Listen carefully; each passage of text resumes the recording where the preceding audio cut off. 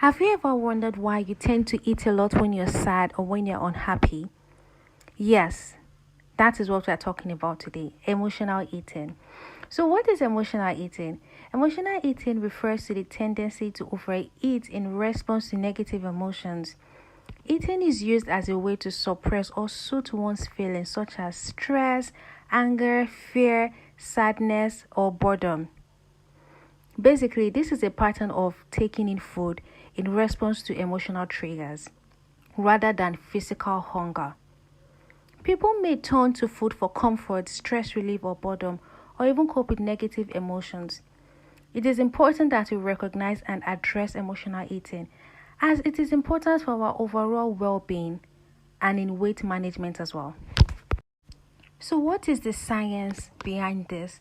Did you know that emotional eating is involved in the brain's reward system?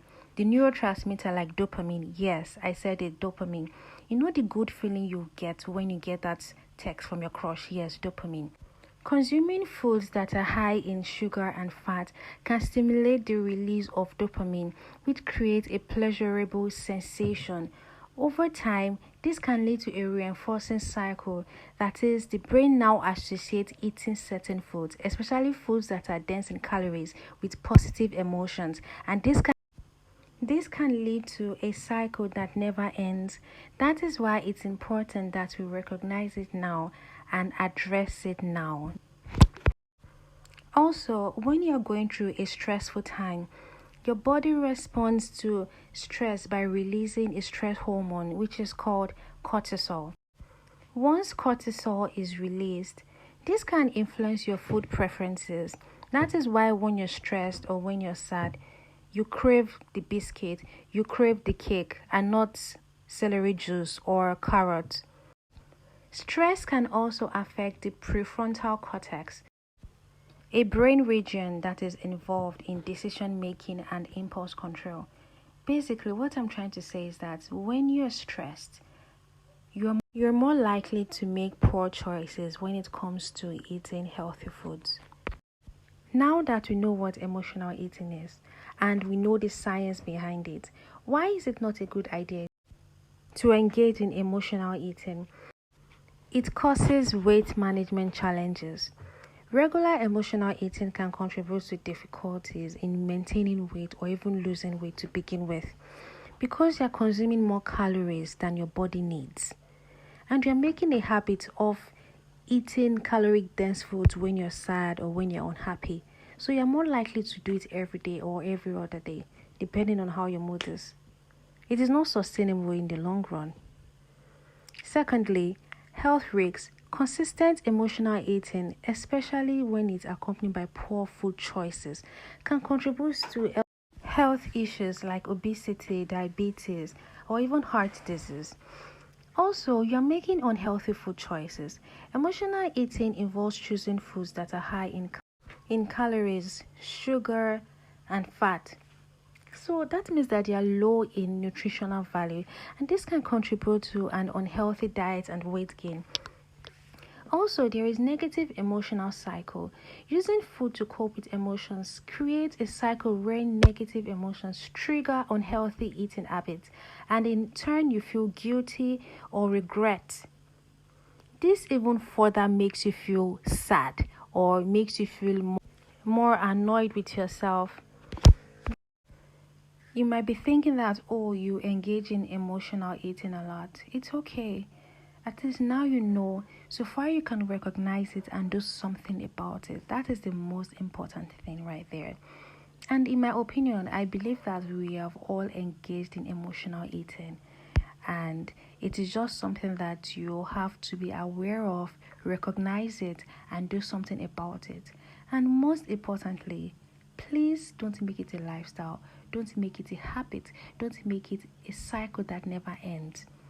If you're liking this video so far, please like it, subscribe, and share.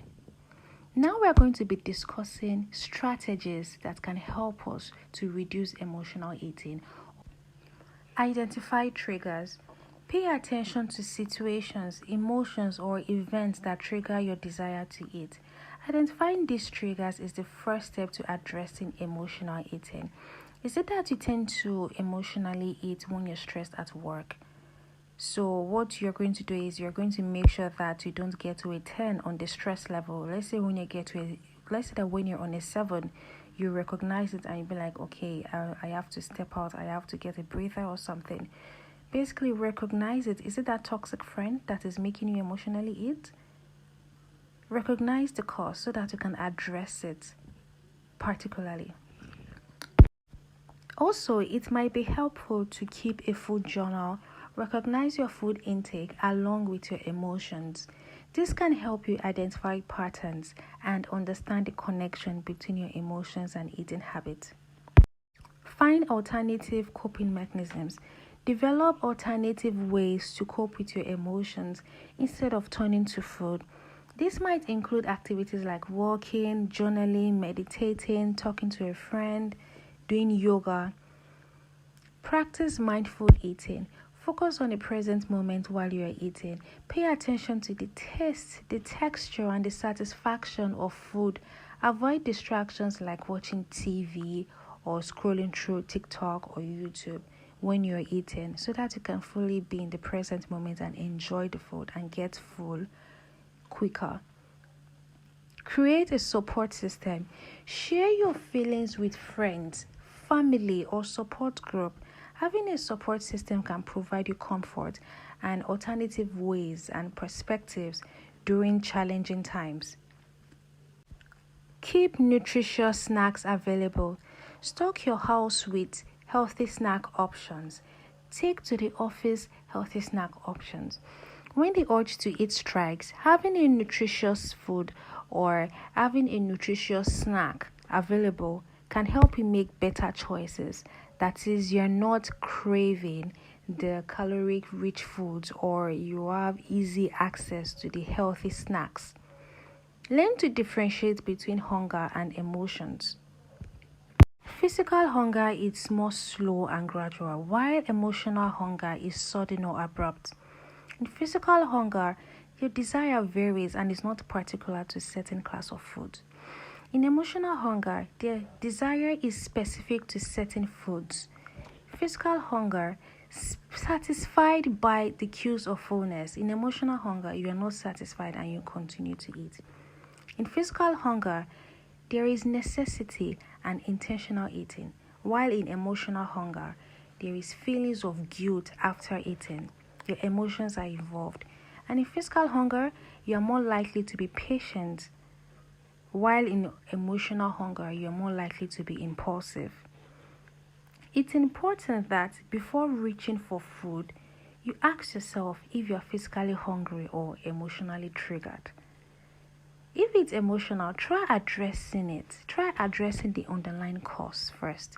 If it's something that you can deal with or manage without having to add on more calories or eat foods that are not rich in nutritional value.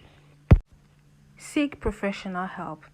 If emotional eating is significantly impacting your life or your well-being, consider seeking support from a registered dietitian, therapist, doctor, or counselor who specifies in emotional eating.